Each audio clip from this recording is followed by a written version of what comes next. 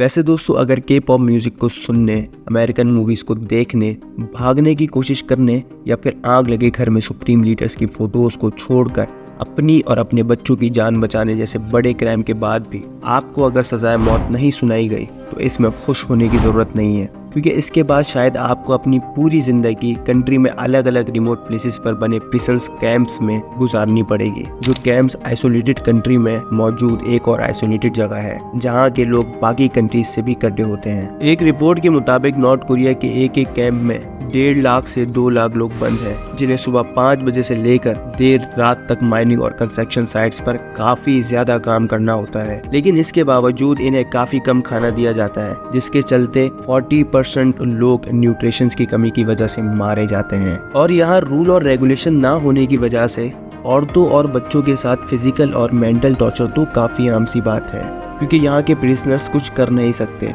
यहाँ के अपने रूल्स हैं जिन्हें इन प्रिजनर्स को मानने होते हैं, और इन्हें तोड़ने पर उन्हें सिर्फ एक ही सज़ा दी जाती है, और वो है सजाए मौत। जैसे मिसाल के तौर पे आपने कुछ चुराया, भागने की कोशिश की, या 3 से ज़्यादा लोगों के ग्रुप में बात की, या फिर किसी के भागने की प्लानिंग को रिपोर्ट नहीं किया, तो सब केसेस में आपको यही सेम सज़ा दी जाएगी।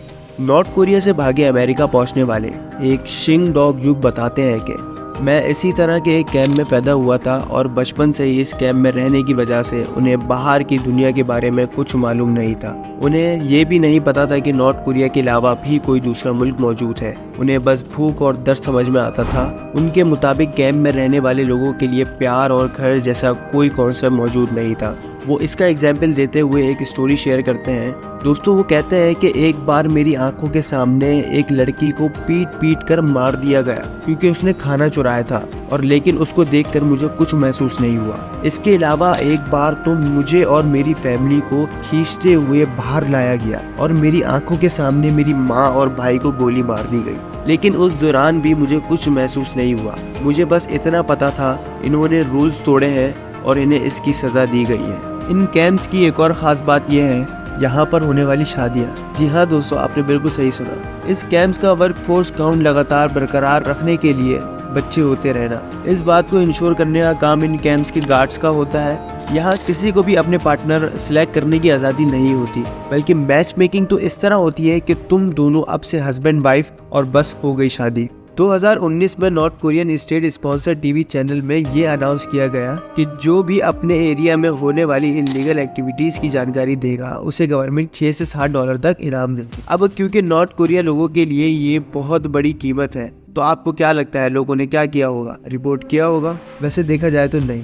ऐसा नहीं है कि उसके एरिया में ऐसी कोई इलीगल एक्टिविटी नहीं होती, बल्कि नॉर्थ कोरिया में हर कोई ऐसी इलीगल एक्टिविटीज़ में शामिल रहता है। अब इसके बिना लोगों को अपना पेट पालना भी मुमकिन नहीं है, और इस तरह की एक्टिविटीज़ के बिना लोगों को अपना घर चलाना मुश्किल हो जाता है, और तकरीबन हर शख्स इस एक्टिविटी में शामिल होता है। इसीलिए कोई भी एक दूसरे की रिपोर्ट नहीं करता। यहाँ ज़्यादातर लोगों की ज़िंदगी इतनी मुश्किल होती है कि ये लोग पूरी ज़िंदगी डिप्रेशन और ट्रॉमा से गुजरते हैं। अपनी आंखों के सामने अपने लोगों को भूख प्यास से मरता हुआ देखते हैं। ये गवर्नमेंट के जालिमपन को झेलते हैं। ये सब इतना मुश्किल होता है कि नॉर्थ कोरिया से भागने में कामयाब होने वाले चंद खुशकिस्मत लोगों के अंदर वो भयानक याद हमेशा रहती है जो वो दुनिया के साथ शेयर करते हैं, और उन्हीं की कुछ स्टोरीज आज मैंने आपको सुनाई है।